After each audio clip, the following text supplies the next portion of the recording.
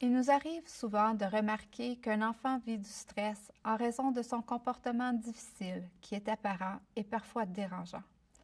Par contre, il est important de se rendre compte que la réaction au stress d'un enfant peut aller bien au-delà de ce qui attire l'attention. Certains enfants de votre classe ou de votre groupe réagissent peut-être physiquement, mentalement et émotionnellement à diverses situations très stressantes de leur vie. Un conflit parental, des difficultés scolaires, des problèmes interpersonnels en sont que quelques exemples. Généralement, il est possible de se rendre compte qu'un enfant vit un stress important, à la maison, à l'école ou ailleurs, par la façon dont il se comporte. Voici quelques signes et symptômes de stress. Dans leur corps, les muscles tendus, les maux de tête, maux de ventre, rythme cardiaque accéléré, avoir froid, avoir chaud, les éruptions cutanées, tremblements, troubles de sommeil, fatigue et maladie. Dans leur esprit, la faible capacité de concentration, les problèmes de mémoire, difficulté à résoudre les problèmes, être facilement distrait, être confus et irrationnel. Au niveau des émotions, la peur, l'anxiété, la frustration, la tristesse, l'inquiétude, la colère, la panique, la sensibilité aiguë, l'irritabilité, les états de détresse ou de désespoir, se sentir menacé, difficulté à gérer ses émotions et l'isolement. Au niveau des comportements, les lamentations, les pleurs, se ronger les ongles, rêvasser, se battre avec les autres, une prudence exagérée, l'isolement, le faible rendement scolaire, la perte d'appétit, manger plus qu'à l'habitude, l'intimidation, difficulté à se calmer, la faible capacité d'écoute, ne pas participer ou collaborer, ne pas rester tranquille ou devenir détaché et isolé. Présenter certains de ces symptômes à l'occasion fait partie de la vie normale d'un enfant. Il est important de porter attention aux enfants qui se comportent différemment pour une période prolongée. Soyez attentifs à tout changement notable dans le comportement habituel d'un enfant.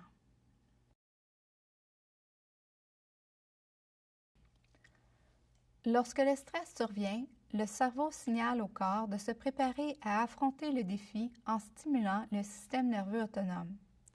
Le système nerveux autonome est le centre de contrôle pour de nombreuses fonctions corporelles, notamment la tension musculaire, la respiration, la pression artérielle, le rythme cardiaque, la dilatation des pupilles et le contrôle de la température.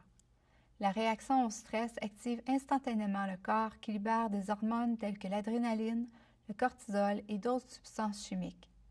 Ces substances se rendent au cœur, aux poumons et aux muscles et procurent l'énergie, la force et la vigilance nécessaires pour réagir à la menace.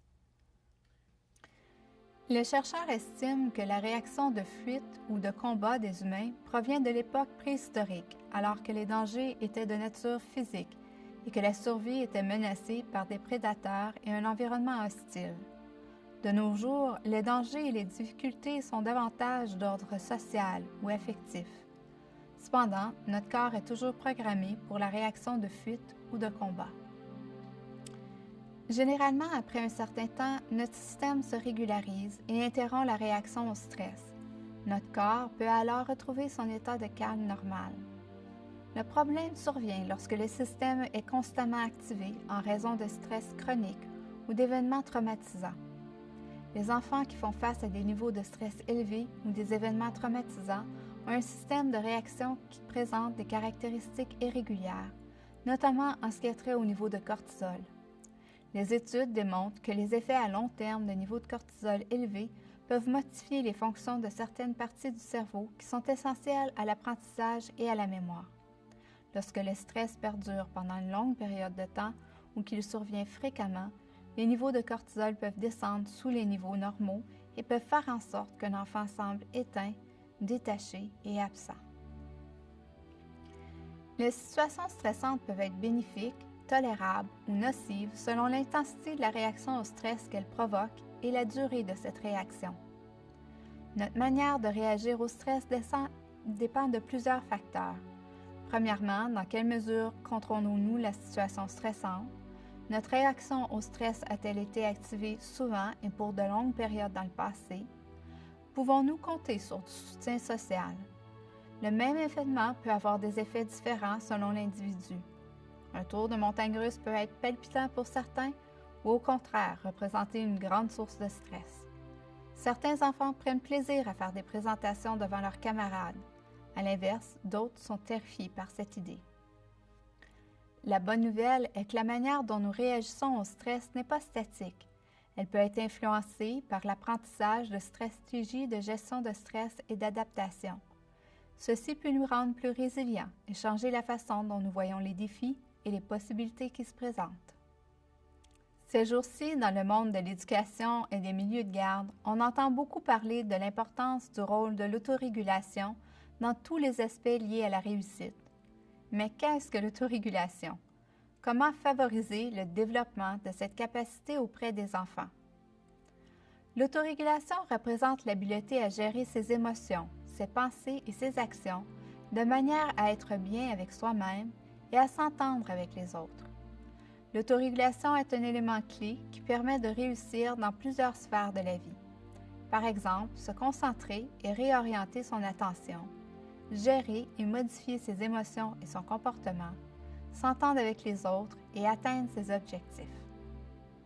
L'autorégulation est maintenant reconnue comme un facteur clé de la réussite scolaire d'un élève. Le quotient intellectuel était considéré comme le facteur le plus déterminant auparavant.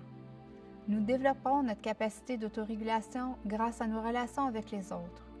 Plus tard, nous intériorisons et utilisons cette aptitude de manière autonome. Les enfants qui ne développent pas suffisamment cette capacité ont tendance à avoir des problèmes durant leurs années scolaires et peuvent éprouver des difficultés plus tard dans leur vie adulte.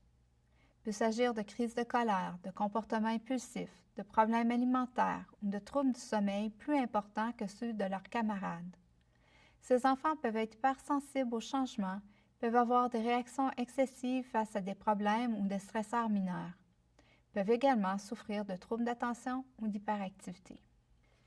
Une faible capacité d'autorégulation ne fait pas que nuire à l'habileté scolaire d'un enfant. Elle peut également nuire à la relation qu'il entretient avec ses enseignants ainsi qu'avec les autres adultes significatifs autour de lui, tels que le personnel lié au programme parascolaire. Évidemment, nous avons beaucoup tendance à réagir plus favorablement au comportement calme et attentif de l'enfant. Les enfants qui ont plus de difficultés à cet égard reçoivent moins d'attention ou sont traités de manière moins sympathique. Heureusement, les salles de classe et les programmes parascolaires peuvent être des cadres formidables pour développer l'autorégulation des enfants. En leur offrant un environnement structuré et prévisible, les enfants apprennent à maîtriser et à exprimer leurs émotions et leurs pensées de manière plus appropriée.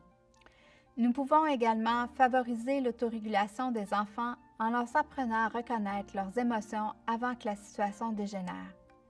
Les enfants capables de reconnaître, d'identifier et d'exprimer leurs émotions sont moins susceptibles de se rendre au point de déverser leurs émotions par un comportement perturbateur. S'ils sont en mesure d'exprimer leurs émotions avec les mots justes, les enfants auront plus de facilité à bâtir des relations saines avec leurs parents, leurs camarades, leurs enseignants, ainsi qu'avec les autres personnes importantes de leur vie.